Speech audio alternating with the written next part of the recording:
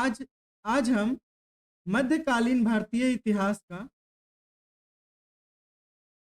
मध्यकालीन भारतीय इतिहास को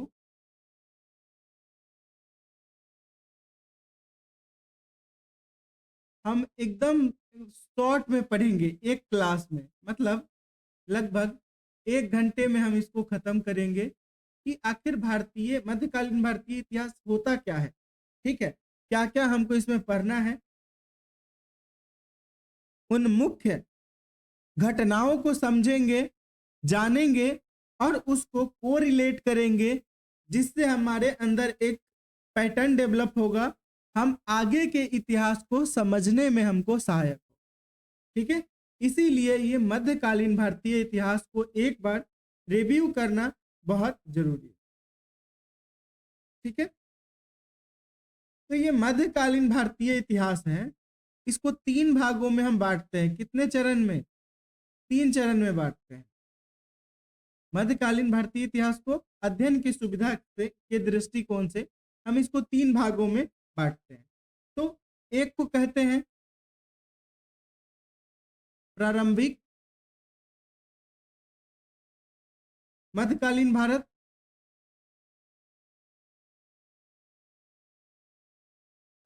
भारत, और दूसरा जो फेज आता है, तो ये फेज 1 हो गया। ठीक है, दूसरा फेज जो होता है उसमें हम दिल्ली सल्तनत को समझेंगे, दिल्ली सल्तनत को समझने का प्रयास करेंगे। दिल्ली सल्तनत से हमारा तात्पर्य है कि दिल्ली सल्तनत के दौरान जितने राजवंश आए, ठीक है, जो जिसमें 5 महत्वपूर्ण राजवंश है, कौन कौन आगे देखेंगे। इसको हम फेज 2 में देखेंगे। कहां देखेंगे? फेज 2 में। ठीक है, फेज 3 में हम बाबर के मतलब मुगल काल को देखेंगे। मुगल काल को फेज 3 में रखते हैं। कहां पे? फेज 3 में। चलो, आवाज जा रही है?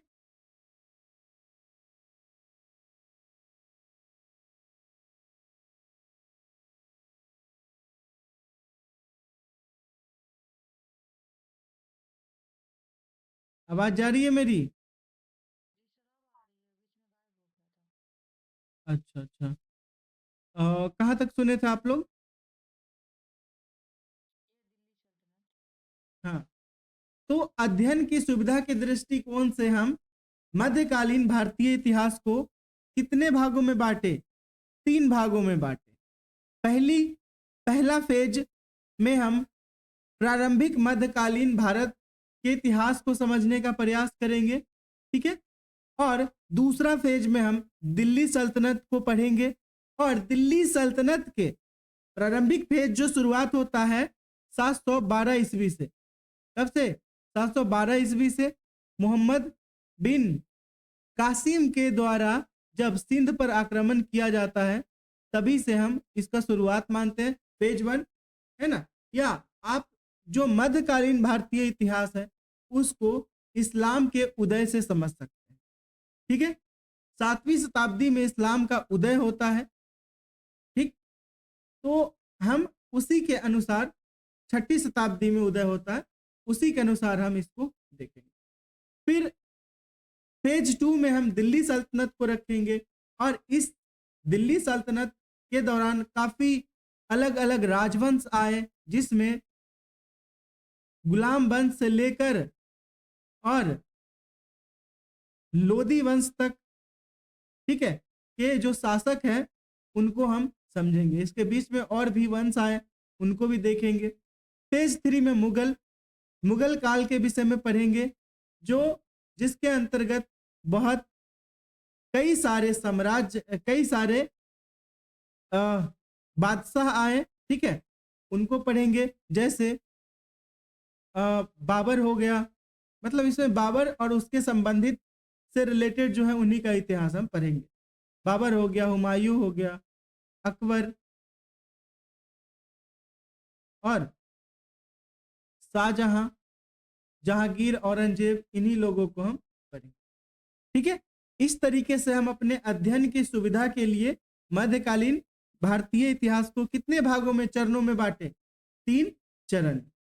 ठीक है, चलो अब हम, आप सबको पता है कि हम जंप करने वाले हैं कहाँ? मॉडर्न हिस्ट्री में। मॉडर्न हिस्ट्री में, मॉडर्न हिस्ट्री में जब हम जंप करने वाले हैं तो हमको सबसे पहले ये समझना होगा कि मॉडर्न हिस्ट्री में जो महत्वपूर्ण घटनाएं हुई उसके पीछे का क्या कारण था, है ना। अगर आप मध्यकालीन भारत को नहीं पढ़ेंगे तब मराठाओं को नहीं समझ पाएंगे। ठीक है, अगर आप मध्यकालीन भारतीय इतिहास को नहीं पढ़ेंगे तो आप सिखों को नहीं समझ पाएंगे,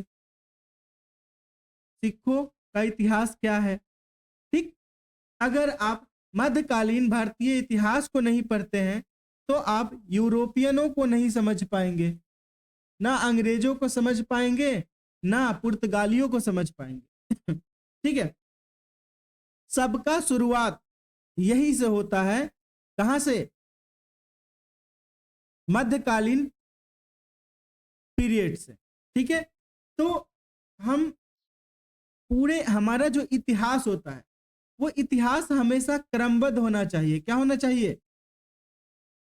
क्रमबद्ध होना चाहिए। क्रमबद्ध मतलब एक क्रम में होना चाहिए। ऐसा नहीं कि हम एक घटना जो 5 साल पहले हुई उसको हम बाद में पढ़ेंगे और 1 साल पहले घटना वाला को पहले।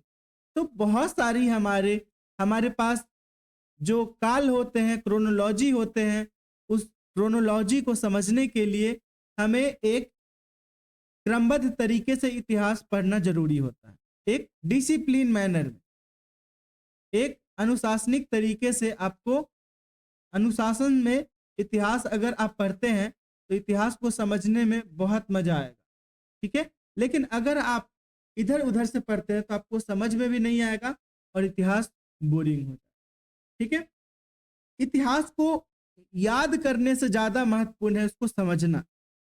समझ रहे हैं? इतिहास को याद करने से ज्यादा महत्वपूर्ण है उसको समझना। हमारे चाहे एग्जाम के पर्सपेक्टिव से हो या हमारे खुद के समझने के पर्सपेक्टिव से, हमें सबसे पहले उस चीज को समझना होगा। उसके जो घटनाक्रम है उस घटनाक्रम को एक दूसरे के साथ आपको जोड़ना पड़ेगा और जोड़ने के बाद ही आप समझ पाएंगे कि इतिहास आखिर कहना क्या चाहता है। इतिहास में मेजर चेंजेस, मेजर मतलब बड़ा बदलाव कैसे आया, मुख्य परिवर्तन कैसे हुआ, इसके पीछे के कारण को समझने के लिए आपको उसके घटनाक्रम को समझना पड़ेगा। ठीक है,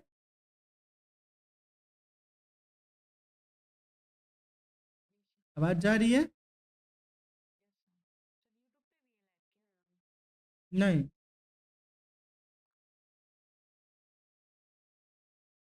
यूट्यूब पे लाइव नहीं है। चलो, तो अब हम इस जो इतिहास के घटनाक्रम को समझे हैं इसको हम काल में समझने का प्रयास करेंगे। किसमें? अलग अलग काल में। ठीक है, तो हमारा आज का मुख्य उद्देश्य क्या है कि हम पूरे मध्यकालीन भारतीय इतिहास को समझे। यही है ना उद्देश्य? मध्यकालीन भारतीय इतिहास को समझना ही हमारा उद्देश्य है। चलो, अब हम पहला चरण में देखेंगे। तो ये जो प्रारंभिक चरण है, फेज 1, ये प्रारंभिक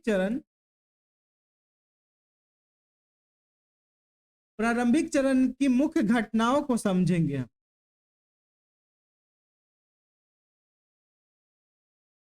ठीक है, इसको प्रारंभिक मध्यकालीन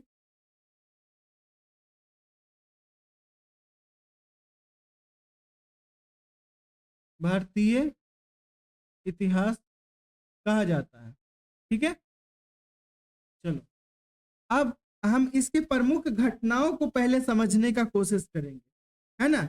इस मध्यकालीन प्रारंभिक मध्यकालीन को हम 712 से 1206 तक के काल को रखेंगे। किस में रखेंगे? इसी काल के अंतर्गत हम इस पूरे काल को रखेंगे, ठीक है। कि इसमें मेजर घटना कौन सा हुआ, मुख्य घटना कौन कौन सा है, इसको समझना ही आपको इतिहास को समझने में सहायक होगा, ठीक है। तो हम सब लोग जानते हैं कि जो 712 हमारा एक चरण हो गया, है ना। मतलब ये जो पहला है 712, ये क्या हो गया? ये हमारे 712 ईस्वी, ये सिंध पर, कहां? सिंध पर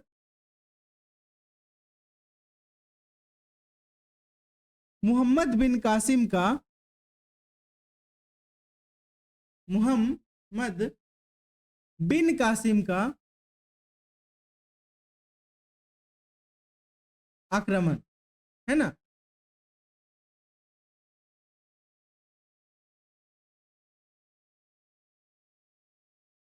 चलो हम इस घटना के पीछे मुख्य जो तथ्य छुपा हुआ है उसको समझने का प्रयास करते हैं, ठीक है।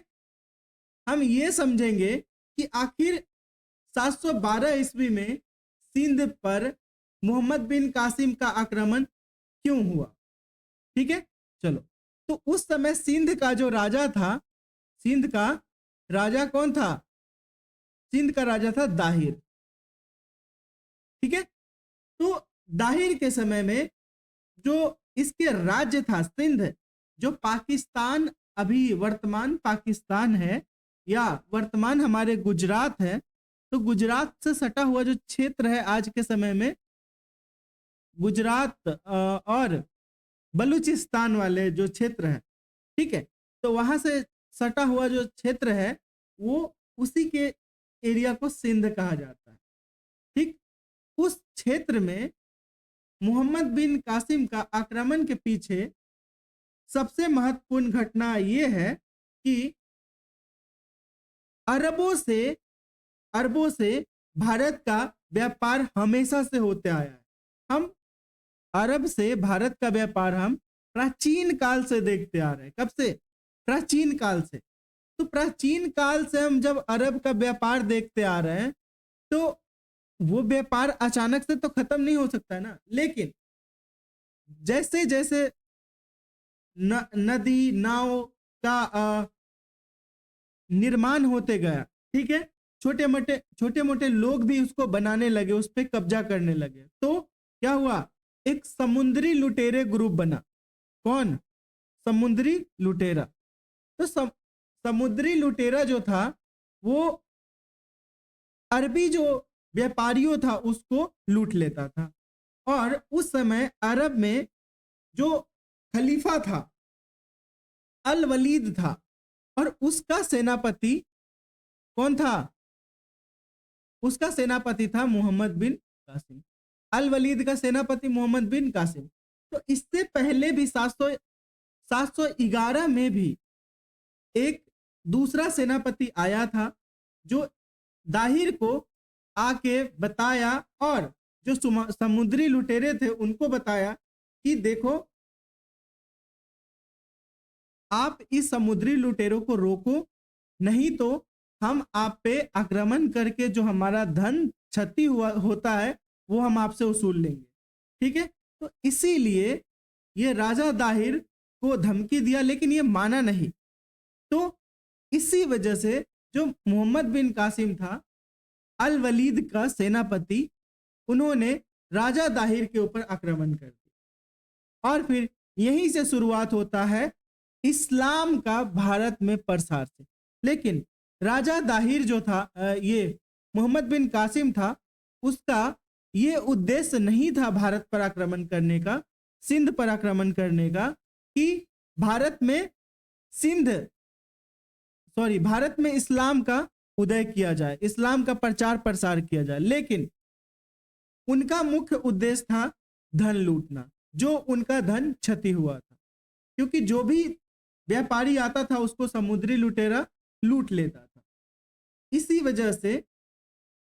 वजह से मोहम्मद बिन कासिम ने आक्रमण किया। आप समझ गए दोनों के बीच में? तो इस आक्रमण के पीछे का कारण क्या था? आक्रमण का कारण था देवल बंदरगाह। सिंध में ही है एक देवल बंदरगाह। इसी देवल बंदरगाह पर जो समुद्री लुटेरे होते थे वो लूट लेते थे, तो यहीं पे आक्रमण किया। ठीक है, यहाँ पे कई सारे व्यापारियों की हत्या कर दी और उसका सामान लूट लिया, जिसके वजह से सिंध पर आक्रमण किया। तो ये हम पहला घटना देखते हैं जब जहां से मध्यकालीन भारत का शुरुआत होता है, जहां से एक ट्रांजिशन मिलता है। मोहम्मद बिन कासिम भारत सिंध क्षेत्र में आने के बाद राजा दाहिर सरेंडर कर देता है, फिर उसको उसका राज्य वापस कर दिया जाता है, लेकिन कुछ हिस्सा कब्जा कर लेता है। आगे हम इसको बहुत डिटेल्स में देखेंगे। ठीक है, और यहीं से इस्लाम का प्रभाव भारत पर पड़ने लगता है। इस्लाम का प्रभाव भारत पर यहीं से शुरू होता है। तो ये एक महत्वपूर्ण घटना था जहां से भारतीय इतिहास में एक मोड़ आता है। ठीक है, एक बहुत बड़ा मोड़ तो नहीं कह सकते हैं, लेकिन एक मोड़ आता है। ठीक है, ये इस्लामी शासन का प्रथम एक अस्थाई आधार था भारत में। यहीं से शुरुआत होता है भारत में इस्लाम का उदय। ठीक है, तो सिंध और जो मुल्तान क्षेत्र था, कौन सा? सिंध एवं मुल्तान क्षेत्र कब्जा कर लिया कौन? कासिम। और यहीं पे इस्लाम का प्रसार शुरू होता है। ठीक है, चलो, तो ये प्रमुख पहला घटना था जिसको हम देख के एक मध्यकालीन, प्रारंभिक मध्यकालीन या पूर्व मध्यकालीन काल का शुरुआत कह सकते हैं। फिर हम इसके इसी में ये चीज, छोटा मोटा चीजें, घटनाएं चलती रही और इसमें कुछ अंधकार युग भी आते हैं कि 100-200 साल तक कुछ बड़ा घटना नहीं देखने को मिलता है। लेकिन हम देखते हैं कि 8वीं-9वीं सदी में, क्योंकि गुप्तोत्तर काल जो था, उसमें जो साम्राज्य था गुप्त काल का, गुप्तों का, वो छोटे छोटे हिस्सों में टूट चुका था, बहुत सारे राज्यों में वो बिखर चुका था। तो वो छोटे छोटे राज्य जो हुए वो आगे चल के एक क्षेत्रीय राजवंश बन चुके थे। क्या बने? तो 8वीं-9वीं शताब्दी जो हुआ, 8वीं-9वीं शताब्दी, शताब्दी मतलब जानते हैं ना आप लोग? 8वीं-9वीं शताब्दी क्षेत्रीय राजवंश का उदय होता है। किसका? क्षेत्रीय राजवंश का उदय होता है, राजवंशों का उदय। शताब्दी मतलब होता है 100 साल। ठीक है, शताब्दी मतलब 100 साल।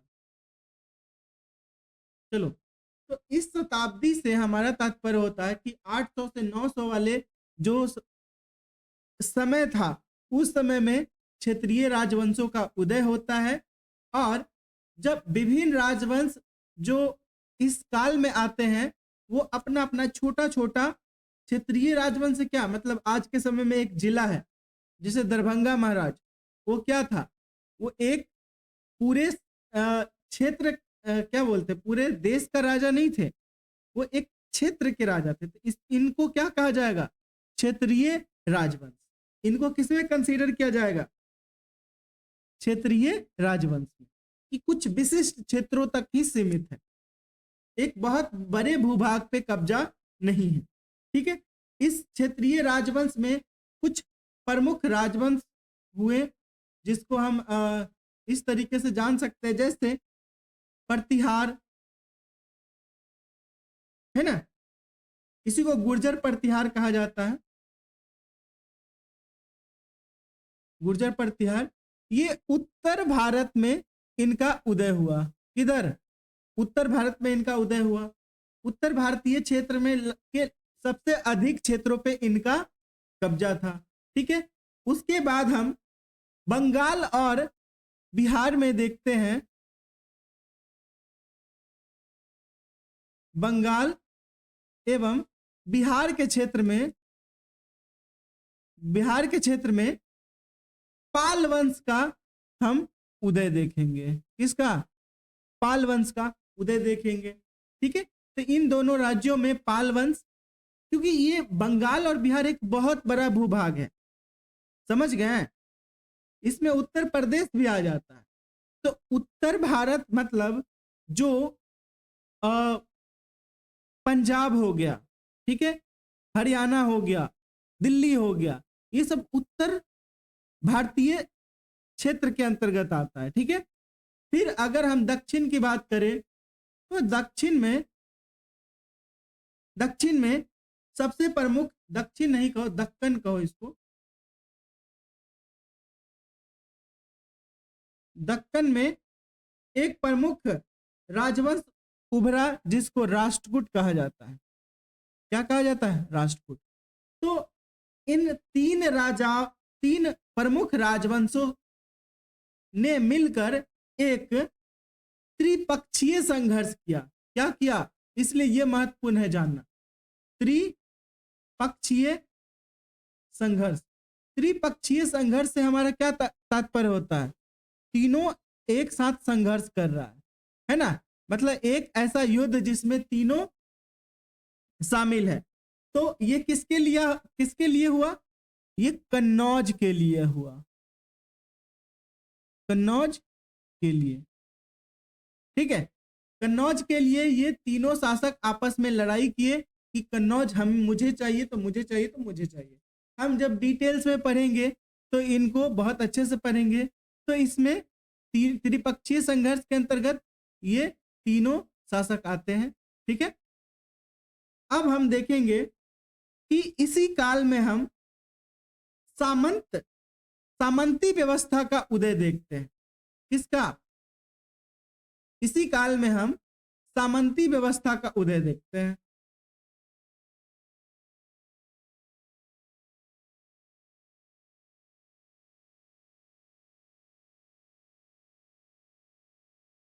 चलो बताओ, सामंती व्यवस्था क्या होता है? कोई बताओ। सामंती व्यवस्था का उदय देखते हैं। तो सामंती व्यवस्था क्या होता है? बताओ कोई।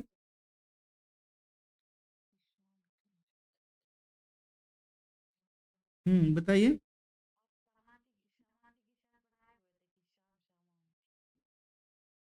देखो सामंती व्यवस्था, हाँ बोलो। जो व्यवस्थित रूप से हो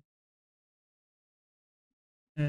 अच्छा, ये तो वह ज्यादा हल्का में ले लिए इसको। ठीक है, चलो हम बताते हैं सामंती व्यवस्था किसे कहते हैं। सामंती व्यवस्था से हमारा तात्पर्य होता है कि अभी हम क्षेत्रीय राजवंश देखें, देखे ना, कि एक क्षेत्र मतलब एक बड़े भूभाग पे वो अपना राज बसा रखा है। ठीक है, जो एक सेना रखता है, अपना एक सेना होता है, उसका अपना एक व्यवस्था होता है, अपना एक प्रशासनिक ढांचा होता है, अपना एक कर भू राजस्व व्यवस्था होता है, कैसे कर वसूल करना है। ठीक है, अपना सिक्का भी चलाते हैं वो। लेकिन सामंती व्यवस्था से हमारा ये तात्पर्य होता है कि इसमें एक बड़ा सा राज्य होता है। क्या होता है? एक बड़ा सा साम्राज्य। साम्राज्य कहेंगे तो फिर एग्जाम्पल देना पड़ेगा। बड़ा सा राज्य, ठीक है, और इस बड़े से राज्य में कुछ शीर्ष पे बैठे लोग होते हैं। जैसे आज के समय में आप पार्लियामेंट में जो मेंबर्स होते हैं उसका एक छोटा छोटा क्षेत्र होता है।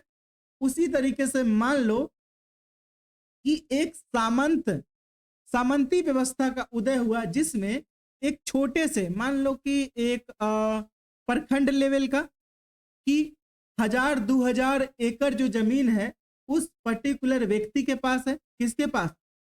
जिस व्यक्ति के पास होगा उसको सामंत कहा जाएगा। क्या कहा जाएगा? सामंत। सामंती व्यवस्था को फ्यूडलिज्म कहा जाता है। क्या कहा जाता है? फ्यूडलिज्म। ठीक है। तो इस सामंती व्यवस्था में क्या होता है कि एक व्यक्ति है, मतलब शासन का जो शीर्ष कौन होता है? शीर्ष एक सामंत। और वो, ये जो सामंत होता है ये दो तरह के हो सकते हैं। एक तो स्वतंत्र हो सकते हैं, ठीक है, और दूसरा हो जाता है शासक के अंतर्गत, शासक के अंदर। मतलब जैसे अंग्रेज जब भारत पे शासन कर रहा था, ठीक है, कब? अंग्रेज जब भारत पे शासन कर रहा था, जो जमींदार था, बड़ा बड़ा जमींदार, उनका क्या काम होता था? वो जमींदार कर वसूल कर अंग्रेजों को देते थे। उसी तरीके से ये जो सामंत होंगे वो कर वसूल कर किसको देगा? शासक को देगा। दूसरा टाइप क्या हो जाएगा? जो स्वतंत्र रहेगा, उसको किसी को कर नहीं देना है, उस क्षेत्र का मालिक वो है। उससे ताकतवर व्यक्ति जो आएगा उस क्षेत्र को हड़प लेगा। ठीक है। तो लेकिन ये क्षेत्र बहुत बड़ा भूभाग नहीं होता था, एक राज्य जितना बड़ा नहीं होता था, एक छोटा सा प्रखंड और गांव से थोड़ा सा बड़ा, 10 गांव को मिला के एक सामंत मान सकते। ठीक है। तो इस व्यवस्था का हम उदय देखते हैं। ठीक। इस सामंती व्यवस्था में जो था, राजा के अंतर्गत, बताए ना अभी, मतलब मान लो ये राजा है, ठीक है, तो इस राजा के अंदर कौन रहेगा? सामंत। और सामंत क्या करेगा? ये सामंत जो होगा ना, राजा का तो पूरा राज्य है, लेकिन इस सामंत जो होगा ये अपना, इसका अपना कर वसूली व्यवस्था रहेगा। कर वसूली व्यवस्था इसका खुद का है। ठीक है। इसके अलावा ये छोटा सा सैनिक भी रखता है, छोटा सा सैनिक भी रखता है ये। ठीक है। कर वसूल कर राजा को देता है। और इस सामंत के नीचे एक और व्यक्ति जो होता है, छोटे छोटे, एक गांव का मुखिया, जिसको उप सामंत कहा गया, उप सामंत कहा जाता है। तो ये हमारा हो गया सामंती व्यवस्था का एक क्या परिभाषा। ठीक है। और ये सामंत क्यों बनाया जाता था इसको? क्योंकि ये जो छोटा सा सैनिक टुकड़ी रखता था, सैनिक टुकड़ी, ये क्या करता था? ये राजा को जब युद्ध करना होता था किसी दूसरे बड़े किसी दूसरे राज्य के लिए, तो ये सैनिक का टुकड़ी राजा को भेजता था। इसके बदले में इसको क्या मिलता था? इसके बदले में इसे भूमि अनुदान मिलता था। क्या मिलता था? भूमि अनुदान, मतलब लैंड ग्रांट। ठीक है। लैंड ग्रांट मिलता था किसको? सामंत को। आप समझ गए सामंत किसे कहते हैं? समझ में आया? हाँ।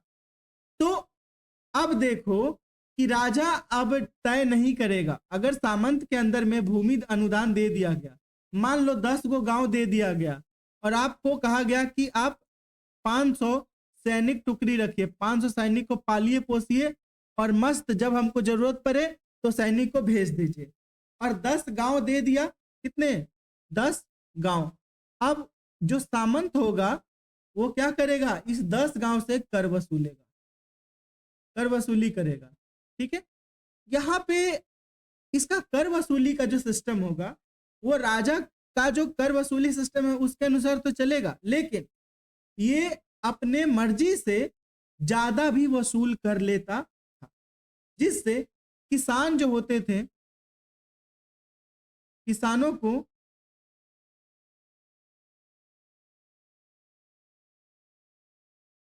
किसानों पर बोझ ज्यादा पड़ जाता था कर का। ठीक है, तो ये हमारा क्या था, सामंतवादी व्यवस्था। आप अब बहुत अच्छे से समझ चुके होंगे कि सामंती व्यवस्था क्या होता है, और इसको आप किसी को समझा भी पाएंगे। ठीक है, चलो, तो हम 8वीं 9वीं शताब्दी में सामंती व्यवस्था का विकास देखें, फ्यूडल सिस्टम का। अब हम इस दौर में कई सारे धार्मिक आंदोलन भी हुए हैं, आप शायद आपको नहीं पता है। ये अभी हम क्या पढ़ रहे हैं, 712 से 1206 वाला पीरियड पढ़ रहे हैं ना, इसी में हम देख रहे हैं। तो इसमें कई एक सामाजिक धार्मिक आंदोलन भी हुआ है, सांस्कृतिक और धार्मिक आंदोलन।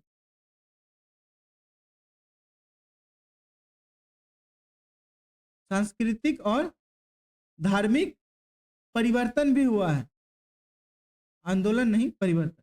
कैसे हुआ है, परिवर्तन क्या क्या हुआ है, चलो उसको समझने का प्रयास करते हैं। तो हम सब जानते हैं कि 9वीं 10वीं शताब्दी में एक भक्ति आंदोलन का प्रारंभ हुआ था। किसका, भक्ति आंदोलन। भक्ति आंदोलन का प्रारंभ तो पहले ही हो चुका है, लेकिन ये भक्ति आंदोलन का एक स्वरूप हमको देखने को मिलता है यहाँ। ठीक है, और इसी के अंतर्गत कई सारे जो जैसे रामानुजाचार्य इसी काल के हैं, ठीक है, शंकराचार्य इसी काल के हैं। तो हम यहाँ पे ये समझेंगे कि इसी समय में अलवार, शैव धर्म में अलवार एवं नैनार जो संत होते थे उनका उदय हुआ।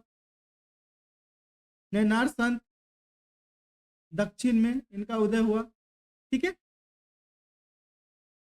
और ये अलवार और नैनार जो थे वो ईश्वर भक्ति को महत्व दिए। ठीक है, इसके अलावा हम इस्लाम,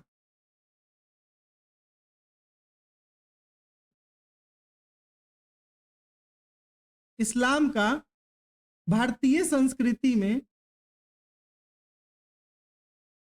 भारतीय संस्कृति में परिवेश देखते हैं, देखते हैं ना परिवेश, कि किस तरीके से जब इस्लाम भारत में प्रवेश किया तो भारत के कुछ हिस्सों पर, भारत के संस्कृति पर क्या असर पड़ने लगा। तो बदलाव तो होगा, प्रभावित तो होगा ना ये। ठीक है, तो ये हो गए। उसके बाद हम देखते हैं कि 1000 से लेके 1027 ईसा पूर्व तक, 1000 से 1027 ईस्वी तक क्या हुआ था, ये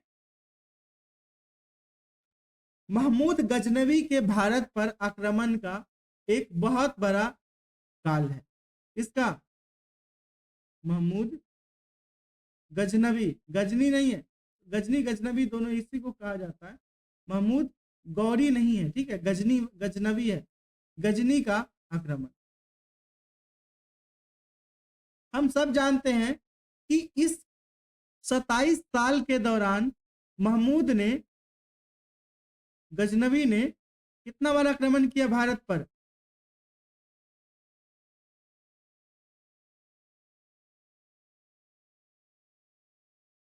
कितना बार आक्रमण किया,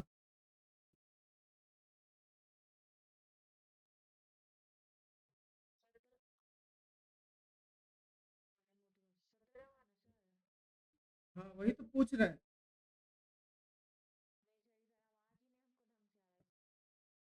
इतना कंफ्यूजन, इतना अच्छे से पढ़ाने के बाद।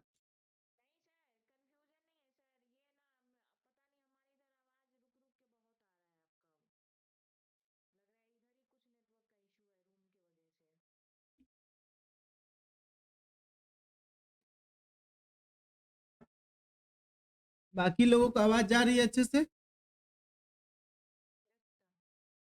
गुड। तो गजनवी ने, गजनवरी लिख दिए हुए जनवरी के जगह पे, अच्छा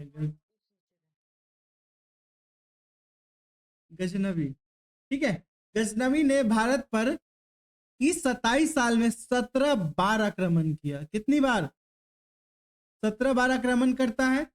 इसके अलावा सबसे महत्वपूर्ण ये काम करता है कि सोमनाथ मंदिर को लूटता है। इस काल में सबसे महत्वपूर्ण घटना है सोमनाथ मंदिर पर आक्रमण, जो 1025 ईस्वी में करता है। देखो ये इसलिए महत्वपूर्ण है क्योंकि अभी तक 17 बार जो आक्रमण किया उसमें सबसे ज्यादा धन इसको सिर्फ सोमनाथ मंदिर पर आक्रमण करके मिल गया। इमेजिन करके देखो कि आप कहीं 20 बार जा रहे हो, 15 बार जाके 16 बार जाके आ चुके हो और जितना धन इकट्ठा किए हो उतना एक बार सोमनाथ मंदिर को लूट के इकट्ठा कर लिए। तो ये इस केस में ये बहुत महत्वपूर्ण घटना है। ठीक है, इसलिए सबसे प्रचलित घटना है ये। सोमनाथ मंदिर को कई बार लूटा है। ठीक है, इतना लूटा है, इतना लूटा है, तब भी वो जहां का तहां। ठीक है, आके नष्ट तोड़ ताड़ के चल जाता था और वहां के जो शासक होते थे उसको पुनर्निर्माण करवाते थे, फिर तोड़ के चल जाता था। इस तरीके से ये घटना चलते रहता था। ठीक, तो ये एक 1000 से 1027 तक के बीच का एक महत्वपूर्ण घटना है। फिर हम 11वीं 12वीं शताब्दी में राजपूत काल का उदय देखते हैं। कब? 11वीं 12वीं शताब्दी में राजपूत काल का उदय देखते हैं। ठीक है, और इस राजपूत काल के उदय में सबसे महत्वपूर्ण घटना होता है पृथ्वीराज तृतीय के साथ मोहम्मद गौरी का संघर्ष, है ना। वो राजपूत काल का अंतिम दौर होता है। ठीक है, तो इस राजपूत काल में जो प्रमुख वंश है वो कौन कौन है, चलो इसको हम थोड़ा सा देख लेंगे। आगे हम लोग को इसको डिटेल्स में पढ़ना है। तो चौहान वंश, चौहान वंश के ही थे वो, पृथ्वीराज चौहान। ठीक है, ये जो चौहान वंश था इसका क्षेत्र अजमेर से दिल्ली के क्षेत्र में था। ठीक है, उसके बाद इस चौहान वंश के अलावा भी चंदेल वंश था।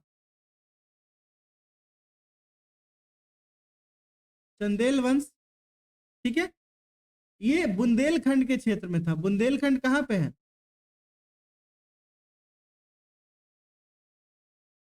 बताओ। यूपी में है। ठीक है, तो वर्तमान यूपी में है। इस चंदेल के अलावा परमार,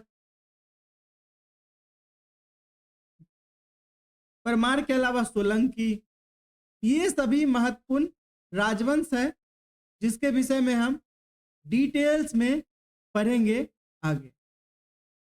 ठीक है, तो इन सभी राजपूत राजाओं से संघर्ष होता है मोहम्मद गौरी का। और ये सभी राजवंश इसलिए महत्वपूर्ण है कि इनकी वीर गाथा और वीरता और युद्ध संबंधी जो इन लोगों का प्रेरणा था, मोटिवेशन था, वो देख के आप खुद भी मोटिवेट हो जाएंगे कि कोई इंसान, कोई व्यक्ति अपने साम्राज्य, अपने संपत्ति, अपने इज्जत को बचाने के लिए किस हद तक जा सकता है। तो यहीं से शुरुआत होता है। इसी राजपूत राजाओं में हम जौहर की घटनाओं को देखते हैं। जौहर जानते होंगे आप लोग, जिसमें महिलाएं आत्मदाह कर लेती है, जो मुगल और जो मुस्लिम शासकों से बचने के लिए आत्मदाह कर देती थी। ठीक है, हाँ देखे होंगे आप। तो ये था हमारा 11वीं 12वीं शताब्दी में। अब हम पर्टिकुलर में आते हैं इसके, जैसे 1175 से हम 1206 के बीच में महत्वपूर्ण घटनाएं हुए, उनको समझने का प्रयास करें। देखो ये टाइमलाइन हम इसलिए डिवाइड कर रहे हैं ताकि आप समझिए कि इस बीच में महत्वपूर्ण घटनाएं कौन कौन सी हुई और वो आपको पढ़ने में और आगे याद रखने में बहुत हेल्प करने वाला। सबसे पहले हम क्या देखें, 712 से 1206 की बीच की घटना देखेंगे, जिसमें 8वीं 9वीं 712 में क्या हुआ, ठीक है। और उसके बाद ऐसे ही चलते रहा, विभिन्न जो छोटे मोटे क्षेत्रीय राजवंश का उदय हुआ उनको देखेंगे। फिर हम आते हैं 8वीं 9वीं शताब्दी में जो क्षेत्रीय राजवंश हुए उनके संघर्षों को देखेंगे। फिर हम देखते हैं कि सामंतवादी व्यवस्था कैसे उत्पन्न हुआ। फिर हम देखेंगे कि 1000 से 27 के बीच में एक महत्वपूर्ण घटना होता है महमूद गजनवी का, जिससे तत्कालीन जो शासक थे सबका हालत खराब हो गया था, क्योंकि बार बार ये आक्रमण करता, ठीक है। फिर हम आते हैं पृथ्वीराज चौहान और मोहम्मद गौरी के बीच में, ठीक है। तो ये 1175 से 1206 ये मोहम्मद गौरी का काल इसको कह लीजिए, मोहम्मद गौरी, ठीक है, मोहम्मद गौरी के आक्रमण का काल। अच्छा, आप लोगों को समझ में आ रहा है ना अच्छे से?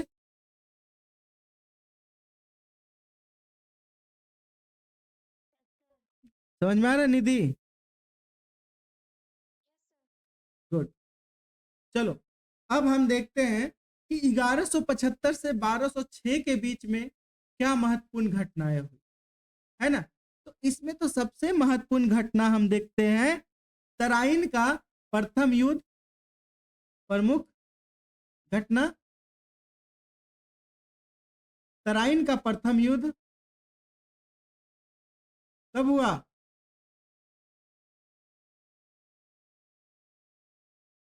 तराइन का प्रथम युद्ध कब हुआ? 1191 ईस्वी में, गुड, जिसमें पृथ्वीराज विजय होते हैं, पृथ्वीराज विजय होते हैं, ठीक है। देखो, ये मोहम्मद गौरी और पृथ्वीराज के बीच में ये लड़ा गया, ठीक है। तो पृथ्वीराज इसमें विजय होते हैं और मोहम्मद गौरी हार के वापस अपने घर चल जाता है, ठीक है। फिर आता है 1192 में पूरा जोर शोर से तैयारी करके, इसी को कहते हैं जीतना। हार कर जीतने वाला ही सच्चा विजेता होता है। कैसे? देखो, यहाँ पे इसको हम सही नहीं ठहरा रहे कि ये जीता, हम हमारे बारे में बोल रहे हैं।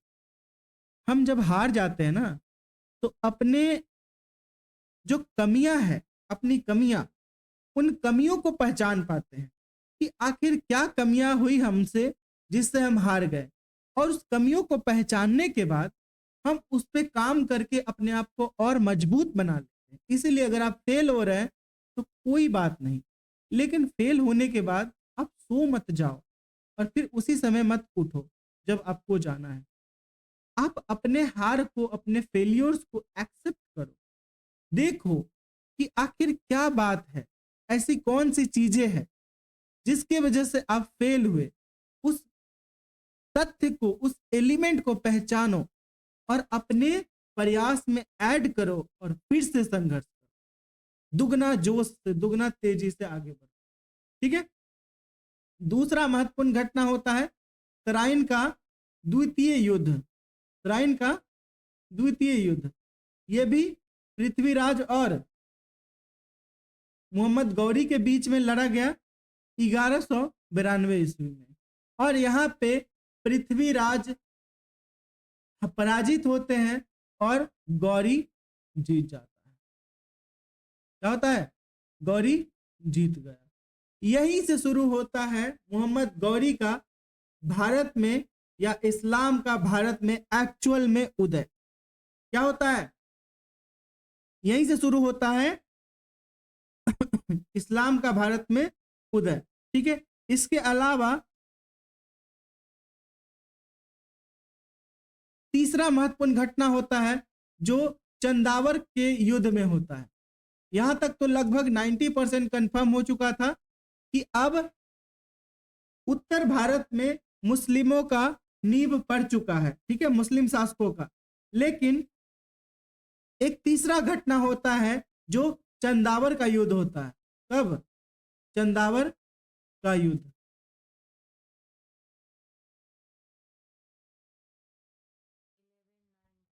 हाँ, ये चंदावर का युद्ध 1194 में होता है।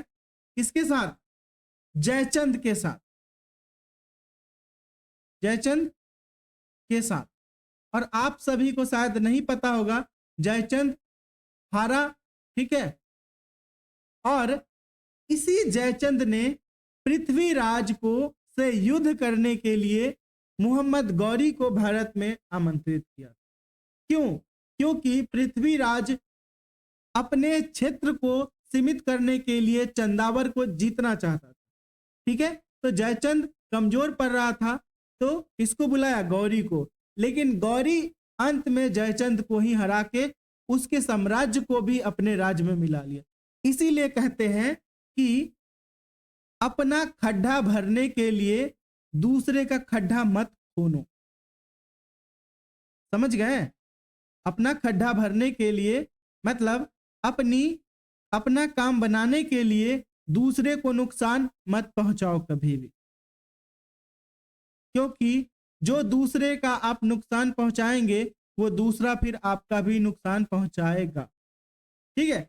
तो इतिहास से हमको उतना ही सीख मिलता है जितना हम सीखना चाहते हैं। तो हमारे ऊपर निर्भर करता है, हम इतिहास से इतना कुछ सीख सकते हैं, इतना कुछ हमको सिखाने के लिए इतिहास में वो तथ्य पड़ा है जिससे हम अपने जीवन को, अपने देश को, अपने समाज को बहुत सुधार सकते हैं, ठीक है।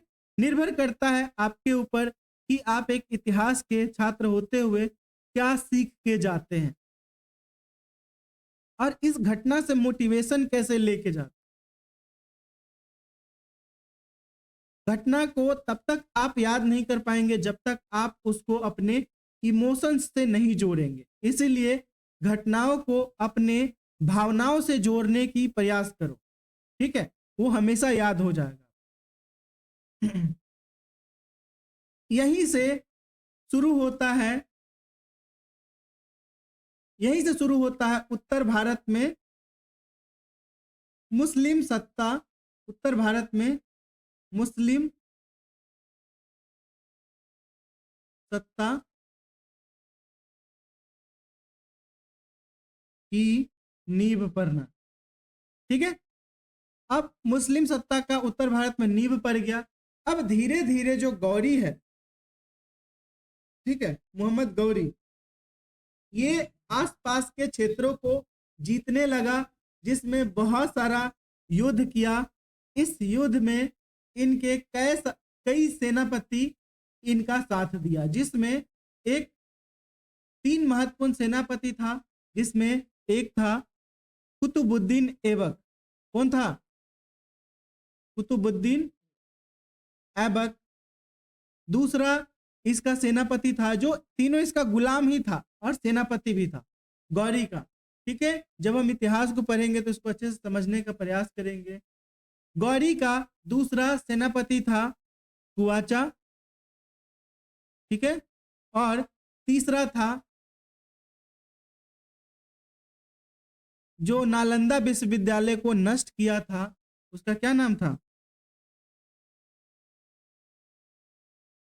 बख्तियार खिलजी, कुतुबुद्दीन बख्तियार खिलजी,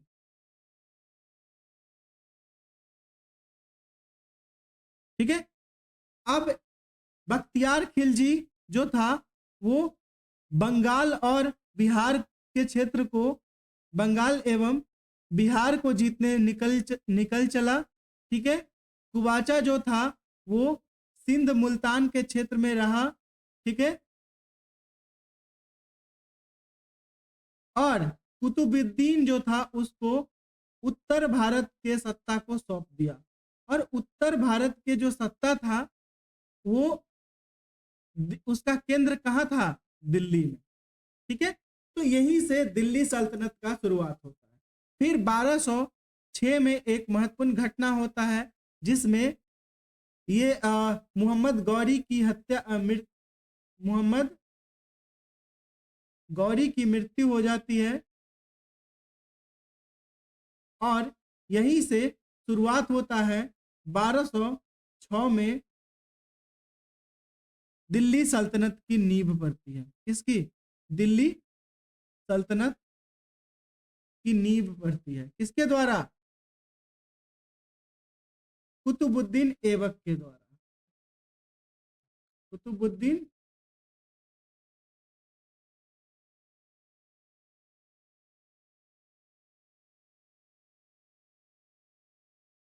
ऐबक के द्वारा। ठीक है, तो ये कुतुबुद्दीन ऐबक जो था वो खुद एक गुलाम था। किसका? मोहम्मद गौरी का। तो यहीं से शुरू होता है गुलाम वंश। किस वंश का? गुलाम वंश। ठीक है, इसको मामलुक वंश भी कहा जाता है। मामलुक वंश भी कहा जाता है। अब हम देखेंगे कि दिल्ली सल्तनत में, इसमें दिल्ली सल्तनत जो होता है, इस दिल्ली सल्तनत में कितने महत्वपूर्ण राजवंशों का अध्ययन करना है हमको। ठीक है, तो इसमें हम प्रमुख 5 राजवंशों का अध्ययन करेंगे, जिसमें पहला जो राजवंश होगा वो गुलाम वंश होगा। ठीक है, इस गुलाम वंश के अंतर्गत हम कई कई जो बादशाह होते हैं उनको पढ़ेंगे। इसके अलावा हम फिर इसके बाद आ जाएंगे खिलजी वंश में। किसमें? खिलजी वंश। ठीक है, चलो हम इसके कुछ महत्वपूर्ण शासकों को देखते हैं। तो गुलाम वंश की नींव किससे पड़ती है? कुतुबुद्दीन ऐबक से। कुतुबुद्दीन ऐबक से। ठीक है, और फिर इसके इसकी इसकी मृत्यु हो जाती है 1210 में पोलो खेलते हुए गिर जाने से। फिर इसका जो एक गुलाम था जिसका नाम था इल्तुतमिश, क्या था? इल्तुतमिश, वो शासक बनता है। और इल्तुतमिश का के बाद एक महत्वपूर्ण शासक बनता है जिसको बलबन कहा जाता है। ठीक है, इससे पहले रजिया सुल्तान शासक बनती है और रजिया की कहानी हम लोग पढ़ चुके हैं। ठीक, तो इस गुलाम वंश में ये 4 महत्वपूर्ण शासक हैं जिनको हम डिटेल्स में पढ़ेंगे आगे चल के। अब दूसरा वंश आता है। इस वंश के खत्म होने के बाद ये बलबन का एक महत्वपूर्ण सेनापति होता है, इनके इसके बेटे का एक सेनापति होता है जलालुद्दीन, जो उसको मारकर अपना एक साम्राज्य बनाता है, साम्राज्य की नींव रखता है, जिसको खिलजी वंश कहा जाता है। तो इसका जो शासक था, खिलजी वंश का संस्थापक, वो हो जाएगा जलालुद्दीन खिलजी। जलालुद्दीन खिलजी। ठीक है, इसके बाद इसका दामाद जो होता है, जो बनता है, उसको कहा जाता है अलाउद्दीन खिलजी। और ये अलाउद्दीन खिलजी दिल्ली सल्तनत का सबसे महत्वपूर्ण शासक बनता है। ठीक है, अलाउद्दीन खिलजी के बाद इसके बेटा बनता है। उसको मारने के बाद इसके बाद जो दूसरा शासक बनता है वो कौन सा शासक बनता है?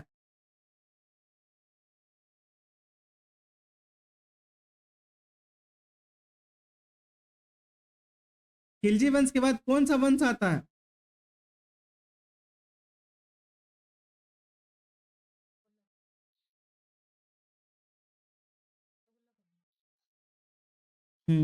सिर्फ आप ही को पता और किसी को नहीं पता।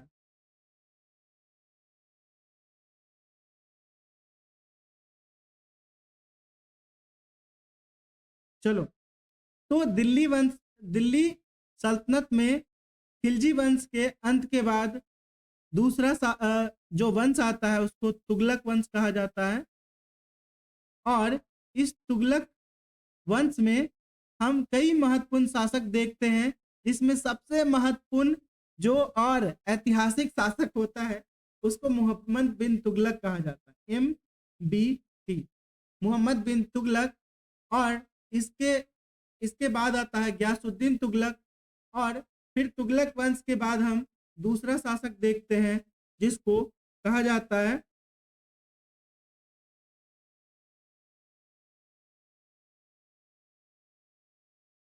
लोधी वंश ना।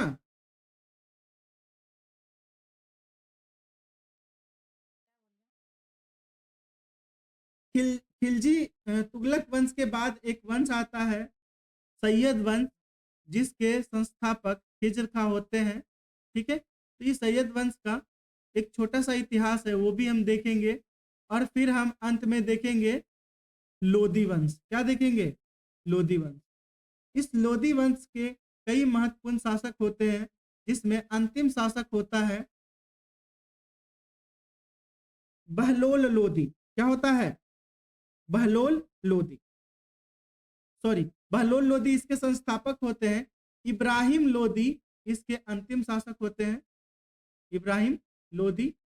और इसी इब्राहिम लोधी से जो मंगोल होते हैं, कौन? मंगोल आक्रमणकारी, मंगोल आक्रमणकारी के नेता कौन होता है? बाबर।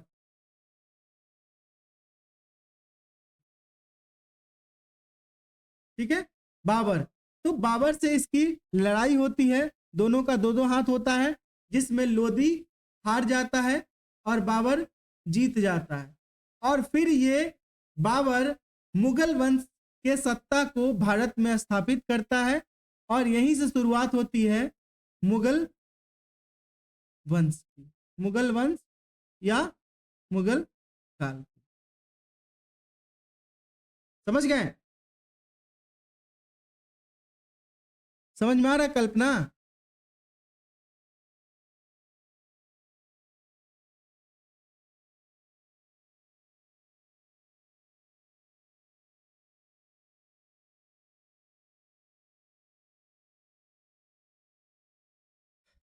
चलिए आगे बढ़ते हैं। फिर दिल्ली सल्तनत का अंत हो जाता है, और इन दोनों के बीच में, बाबर और इब्राहिम लोदी के बीच में पानीपत का युद्ध होता है, जो 1526 में होता है। कब होता है? 1526 ईस्वी में। और यहीं से इसके 1526 ईस्वी में पानीपत के प्रथम युद्ध से भारतीय इतिहास में दिल्ली सल्तनत का अंत होता है और मुगल वंश का शुरुआत होता है। पानीपत का प्रथम युद्ध। पानीपत का द्वितीय युद्ध कब हुआ था ललिता जी? पानीपत का द्वितीय युद्ध कब हुआ था?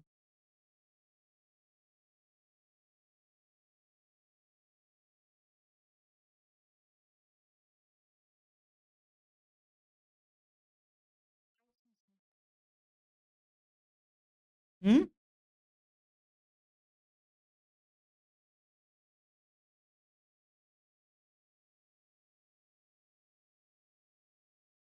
कौन कौन है? निधि बताओ तो, पानीपत का द्वितीय युद्ध कब हुआ था?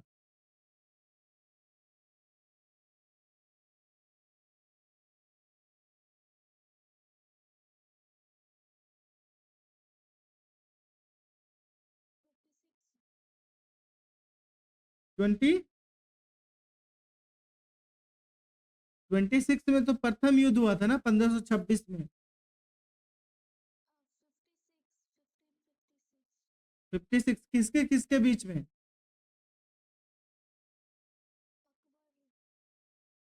और अकबर और हेमू के साथ हुआ था। किसके साथ? हेमू के साथ। ठीक है, चलो। तो अब हम आते हैं तीसरे फेज में। हम 3 फेज में मध्यकालीन भारतीय इतिहास को पढ़ने वाले थे, ये हमारा तीसरा फेज है, जिसके अंतर्गत हम क्या देखेंगे? जिसके अंतर्गत हम इस मुगल काल के नींव रखने वाले जो बादशाह है, उसको कहा जाता है बाबर। तो मुगल काल की नींव किसने रखी? बाबर ने। ठीक है, फिर बाबर के बाद आता है इसका पुत्र हुमायूं, हुमायूं को अपने जीवन में बहुत संघर्ष करना पड़ता है। ठीक है, हुमायूं तो बाबर कब आता है? 1526 ईस्वी में।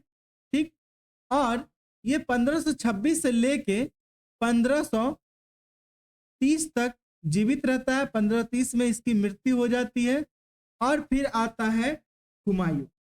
ठीक है, इस बाबर ने अपने 4 साल के करियर में कई युद्ध किए। कितने? कई युद्ध किए। कौन कौन? चलो हम लोग देखते हैं। तो पहला तो पानीपत का 1526 में, इसके अलावा 1527 में भी एक युद्ध लड़ा जो खानवा का युद्ध था। कौन सा? खानवा का युद्ध। किसके किसके बीच में लड़ा गया खानवा का युद्ध? खानवा का युद्ध किसके किसके बीच में? बाबर और राणा सांगा के बीच में लड़ा गया था खानवा का युद्ध। दूसरा, खानवा के अलावा 1528 में ये चंदेरी का युद्ध लड़ता है। चंदेरी का युद्ध लड़ता है जो उस समय पृथ्वीराज के जो वंशज थे उनसे ये युद्ध लड़ता है। तीसरा एक युद्ध लड़ता है घाघरा का युद्ध। घाघरा का युद्ध ये 1529 में लड़ता है और यहीं से इसका साम्राज्य खत्म हो जाता है। तो बाबर का एक महत्वपूर्ण आत्मकथा है जिसको तुजुके बाबरी कहा जाता है। क्या कहा जाता है? तुजुके बाबरी, जिसमें अपने और अपने युद्ध और अपने बाकी चीजों के विषय में ये बता रखा है। ठीक है, इसके बाद इसका पुत्र आता है हुमायूं जो 1530 से 1556 तक शासन करता है। कब से कब तक? 1530 से 1556 तक। 1556 में सीढ़ियों से लड़खड़ा के गिर जाने के बाद इसकी मृत्यु हो जाती है लाइब्रेरी में। ठीक है, तो ये इसका जो जीवन होता है वो बहुत संघर्षशील संघर्ष वाला जीवन होता है। क्यों संघर्ष? इसलिए होता है कि इसी बीच में शेरशाह सूरी से इसका संघर्ष होता है। मतलब 1530 में तो इसको सत्ता मिला, ठीक है, लेकिन 1540 में 39 में छिन जाता है। कब छिन जाता है?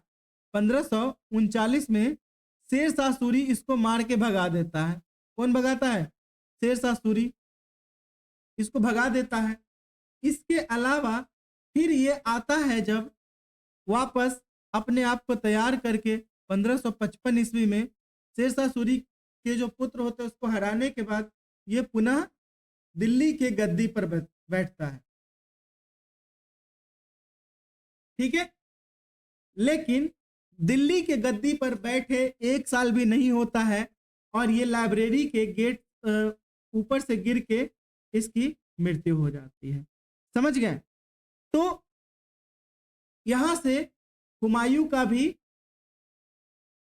जीवन समाप्त हो जाता है। हुमायूं का पुत्र अकबर था और ये अकबर बनता है अब मुगल सल्तनत का एक सबसे महत्वपूर्ण शासक। इस मुगल काल के सबसे महत्वपूर्ण शासक अकबर का कहानी और किस्सा आप लोग बहुत अच्छे से बखूबी सुने होंगे। इसका काल भी सबसे ज्यादा बड़ा होता है जो 1556 में से शुरू होकर 1605 ईस्वी तक ये शासन करता है। कब से कब तक? 1556 से 1605 ईस्वी तक शासन करता है। अपने शासन काल के दौरान ये कई सारे काम करता है। इसके बीच का हम बहुत सारे घटनाओं का अध्ययन करेंगे। इसका प्रमुख संरक्षक था बैरम खान। 12 साल की उम्र में ही गद्दी पर बैठा था। ठीक है, इसका सबसे महत्वपूर्ण संघर्ष होता है हेमू से युद्ध। किससे? हेमू से युद्ध। कब?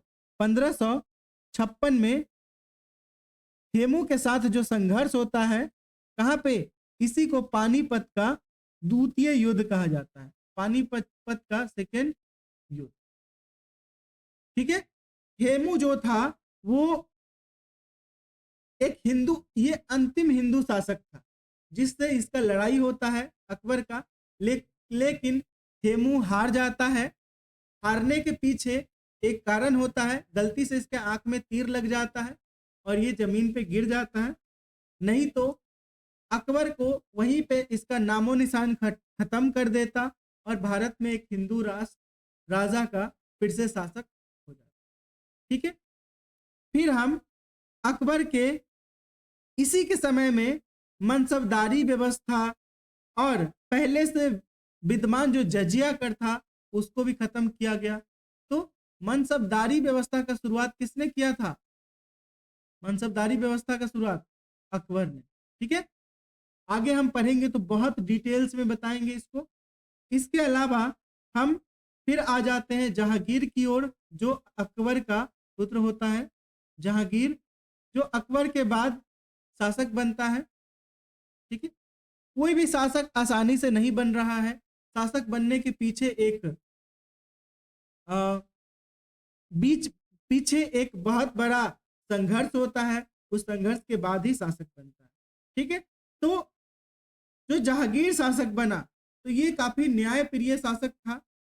ठीक है, और ये 1605 से लेकर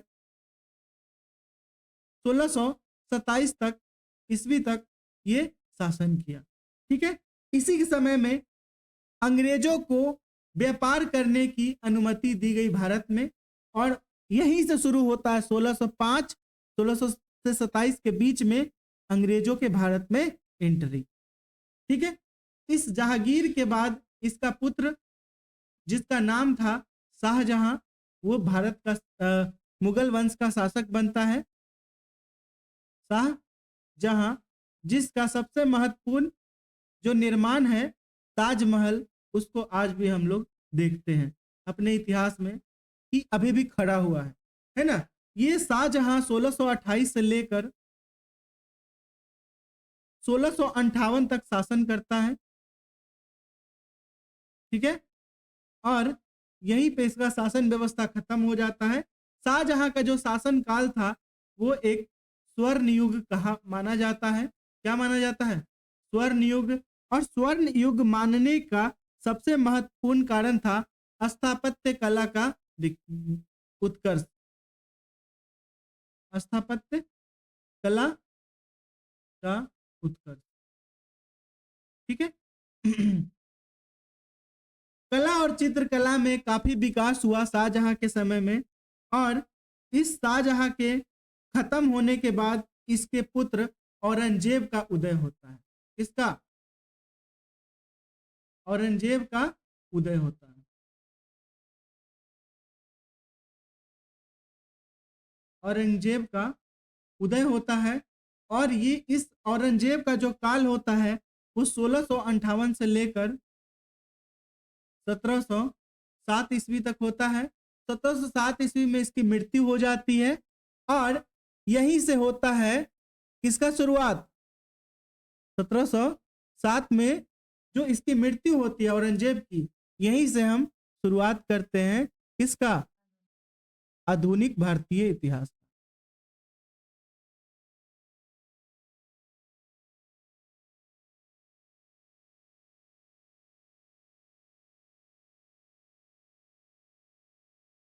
समझ गए? यहीं से हम आधुनिक भारतीय इतिहास की शुरुआत करते हैं। जो क्यों करते हैं? क्योंकि जो एक केंद्रित क्या था? केंद्र मतलब जो केंद्रीयकृत शासन व्यवस्था था वो अंतिम बार औरंगजेब के समय में ही था और यहां से केंद्रीयकृत जो शासन था, शासन समाप्त होने लगा, समाप्त हो गया और छोटे छोटे मतलब जितने राज्य थे औरंगजेब के मृत्यु के बाद, जो औरंगजेब के समय में जो राज्य थे, राज्य खुद को स्वतंत्र कर लिया। क्या कर लिया? खुद को स्वतंत्र कर लिया। बंगाल खुद को स्वतंत्र कर लिया, अवध खुद को स्वतंत्र कर लिया, निजाम खुद को स्वतंत्र कर लिया। मतलब जितने भी राज्य औरंगजेब के अंदर में थे, प्रांत, वो सभी अब खुद को स्वतंत्र कर लिया। तो एक केंद्रीयकृत शासन व्यवस्था का यहीं पे अंत होता है और अंग्रेजों को अब छोटे छोटे राज्यों को कब्जा करने का मौका मिलने लगा, उस पे जीत हासिल करने का मौका मिलने लगा और यहीं से शुरू होता है यूरोपियनों का उदय। इसका यूरोपीय आगमन, ठीक है। तो यूरोपीय आगमन इसी विशेष काल में हुए हैं 16वीं-17वीं शताब्दी में। तो हम यूरोपीय आगमन को डिटेल्स में कल से पढ़ने वाले हैं और सब हम एक दूसरे से रिलेट करके देखने वाले। तो ये था हमारा एक आज का प्रीव्यू क्लास। किसका था? मिडाइवल हिस्ट्री का। हाँ, कल से हम मॉडर्न के एक एक टॉपिक को पढ़ने का शुरुआत करेंगे, ठीक है। आई होप आप लोगों को समझ में आया होगा थोड़ा बहुत। हम लोग धीरे धीरे पढ़ के अपने आप को इम्प्रूव करते रहेंगे। कोई समस्या किसी को?